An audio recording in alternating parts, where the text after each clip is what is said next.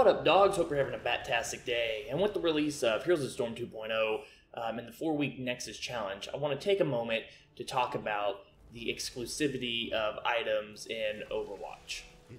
Now, this issue is pretty much split into two different opinions. On one side, you have a voice disappointed with Oni Genji returning as a reward, because during the first Nexus challenge, you had to complete 15 games with the friend in order to get the skin, as opposed to now only having to complete 5. Completing those 15 matches wasn't as easy as it sounds, especially for people like myself who don't normally play Heroes of the Storm.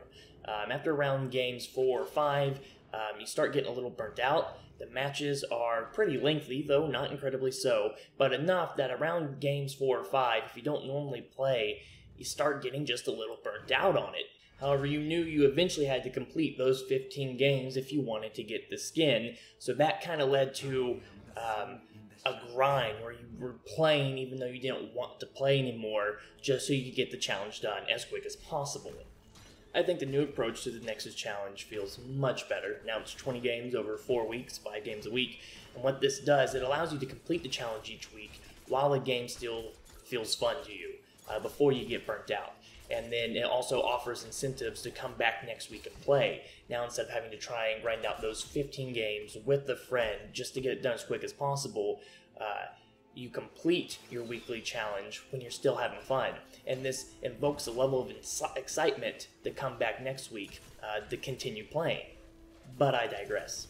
So Oni Genji was the first week's reward, and there are some who are upset because instead of just waiting to play these 5 games and get the skin, they actually grinded out those 15 games. And they got the skin before anybody else, but now to them it doesn't feel as special anymore. On the other hand, you have a voice that is extremely happy that Oni Genji is returning, because there are people that didn't get to complete the challenge or missed the challenge, or even new players starting Overwatch now, who would never have a chance to obtain that awesome skin. They don't really care about the exclusivity of items in the game as long as they get the item. And I fall somewhere in the middle. On one hand, I am so pumped that Oni Genji is returning, since I didn't get it the first time. I think I played about 6 or 7 games straight of Heroes of the Storm during the first Nexus challenge. I got extremely burnt out, and when I went back to grind out the rest of the games on the last night, I didn't pay my internet bill, my internet got cut off, and I didn't get to complete the skin. And as a collector, I look at these Overwatch mod skins like action figures in my action figure collection, digital action figure collection. I was devastated. With the holiday event skins, it's fairly certain that we'll get another chance to attain those skins, but with Oni Genji, nobody knows if he was coming back or not. I even tweeted Blizzard customer service, just trying to get that hope that one day they can confirm that we'll be able to get the skin again.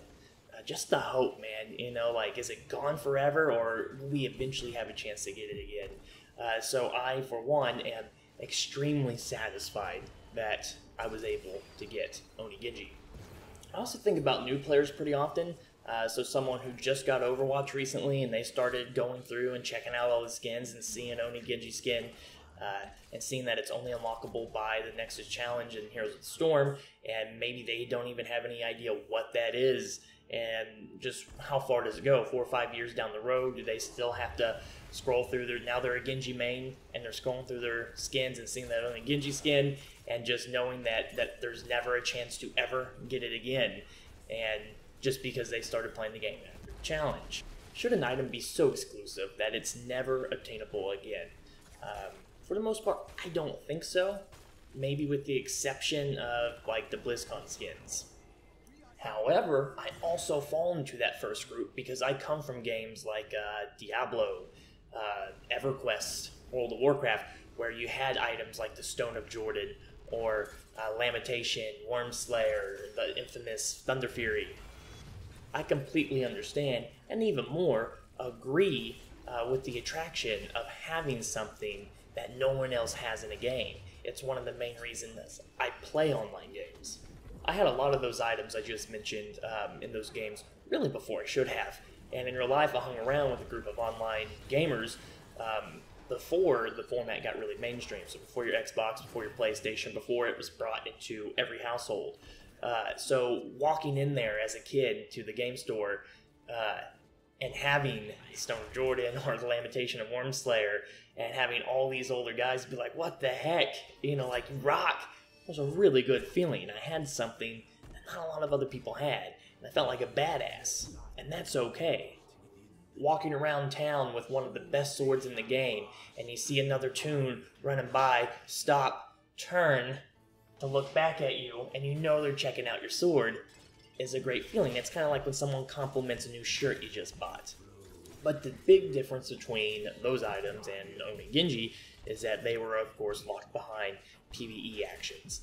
And even though it may be really hard to do, or they had really rare drop rates, there was still a glimmer of hope for all players that maybe one day, with enough dedication, they could be just as badass as that guy they saw in town. Only one person in the entire guild may be the one to get Thunder Fury, but with the right circumstances, it could be you. The Golden Guns are a really good example of this. The best players will have them first, and that's how it should be. And I still find myself stopping and inspecting a player's golden weapon with their skin choice and stuff like that. But as the life cycle of the game continues, more and more casual players, if you will, are being able to save up their competitive points and purchase these golden weapons, which is how it should be. Eventually, when the Golden Guns start becoming more and more common, I can see them adding higher tiers of gun skins or something like that. Someone on Reddit just made some concept for like diamond guns and stuff that was pretty cool.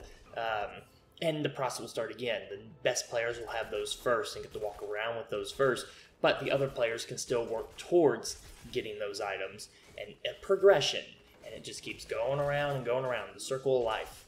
However, the best and most dedicated players will still get to walk around with those exclusive items first, and get to feel that badassery. And even though other players may eventually catch up, it's still better than I think walking around with an item that no one else will ever have, with very few exceptions. I think a good balance will be locking certain cosmetic items behind PvE events or achievements. Right now, a lot of achievements only really reward you with sprays and stuff, and I think it'd be cool if a lot of higher end achievements actually rewarded special skins. I think that works best with PvE. And I love Uprising and Junkenstein's Revenge, so the more we get PvE events, the more we'll be able to do those kind of achievements to reward special sprays and skins. That way they're still exclusive, but it's not off limits for like new players and stuff like that. I think Overwatch is too new to have items that no one will ever be able to get again, you know? Jeff Kaplan recently said that Oni Genji and Offers of Diva will eventually be added to loot boxes, and this only makes the most sense to me. It is a progression. Getting it first doesn't mean no one should ever be able to get it again. It's an achievement. You do it for the challenge. You do it so you can feel badass before everybody else. You get to say, hey, look at me, for a while before anybody else, and a good while too. The Golden Guns are just now becoming more and more common in the lower tier parts of the game. And Oni Genji was around for months before they're reintroducing him now. And even after the challenge, until he's added to loot boxes, I suspect Oni Genji will still remain fairly exclusive because the player base is so large. I think the best example of exclusive items in Overwatch are the player icons. You can't buy them, you can only get them in loot crates, and what this does is really dictate the rarity based on the player's perception of that icon. For instance, I really wanted the Doomfist icon, and I have for a while now. Someone else may not, but to me, that's the rarest one I want the most. And finally, the other night, I opened it, and it was an amazing feeling, because what are the chances that, one, you get a player icon and the player icon you want? So it really felt like I opened something special up, and now when other people see it, I feel like a badass. I love that you can't purchase these items. I love how exclusive they are. However, they're not off the table for new players to never be able to get again. But that's just my opinion. Yours may be different. If so, let me know in the comments down below.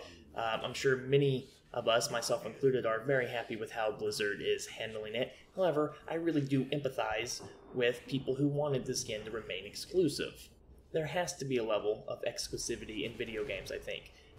I think it was Syndrome who said, if everyone's a super, no one is. So if everybody looks cool, if everybody has the best items, then no one really does. But I would also say to those players, there'll be more chances and more exclusive items, so just try and take the time and enjoy looking badass before everybody else while it lasts. And that's about it. So if you enjoyed this video, please go ahead and smash that like button. If you enjoyed the content, go ahead and subscribe. I got some more lore videos on the way, hilariously stupid Overwatch animation coming, and of course some more competitive videos. So anyways, thanks for watching, guys. Until next time, good luck and have fun.